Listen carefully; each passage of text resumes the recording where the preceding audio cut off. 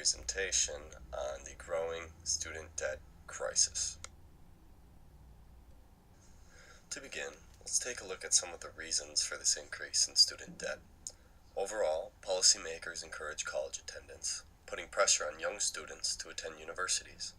President Obama once called higher education one of the crown jewels of this country. Also, Americans believe deeply in the importance of higher education. A survey of parents released this month by Discover Student Loans found that 95% of Americans believe college is somewhat or very important to their child's future. A main reason is attributable to 2012, a time when full-time workers with bachelor's degrees earned 60% more than workers with just a high school diploma. Due to the increasing cost of college, there's a higher demand for student loans for those seeking higher education. Studies show that the size of the average student loan has jumped since 2005.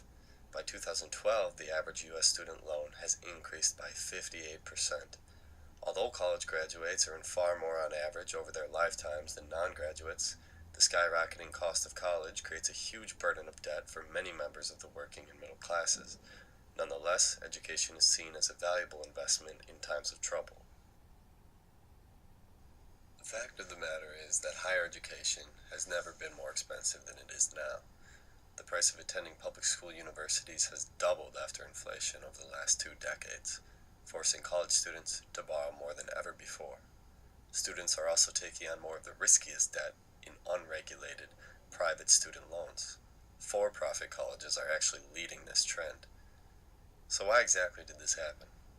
Well, a few reasons can be attributed to out-of-control tuition increases, lack of commitment to need-based financial aid, and states and universities increasingly spending scarce financial aid dollars on their wealthiest students. So the real problem here is that the outstanding federal student loan balance now exceeds $1.1 trillion.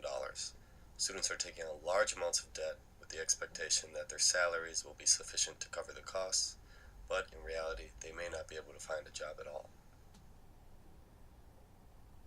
Perhaps the largest detriment faced by students is the decision between continuing education and doing the opposite. Now let's take a look at some of the possible policy options that we could implement. One way the government could reduce the default rates among student loans is to give students the ability to refinance their loans.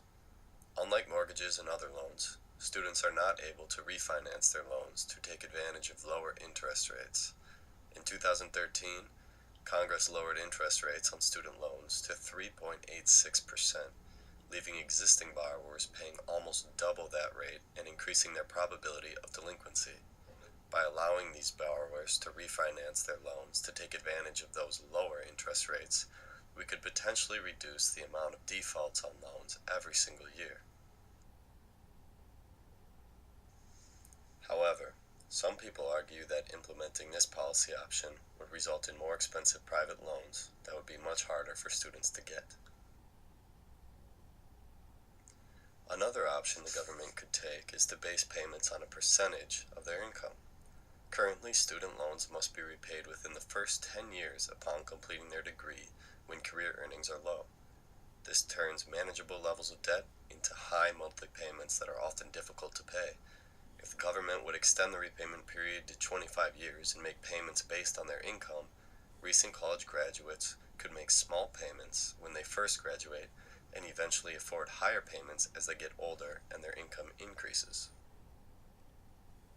For our first recommendation, we would like to recommend that students be able to borrow directly from the government. President Obama recently proposed reforming the federal student loan program by having all students borrow directly from the government. The money saved from this change would go to making Pell Grants, which are targeted to the neediest students, and entitlement. The new plan would also tie annual increases in Pell Grants to inflation. We also recommend reforming state and institutional aid policies to create better incentives for colleges to restrain prices on their loans. Lastly, we recommend allowing student loans to be discharged in bankruptcy. In 1998, Congress passed legislation that forbids borrowers from dismissing federal student loans in bankruptcy, and in 2005 it expanded the criteria onto private student loans. we would like to see this ban lifted.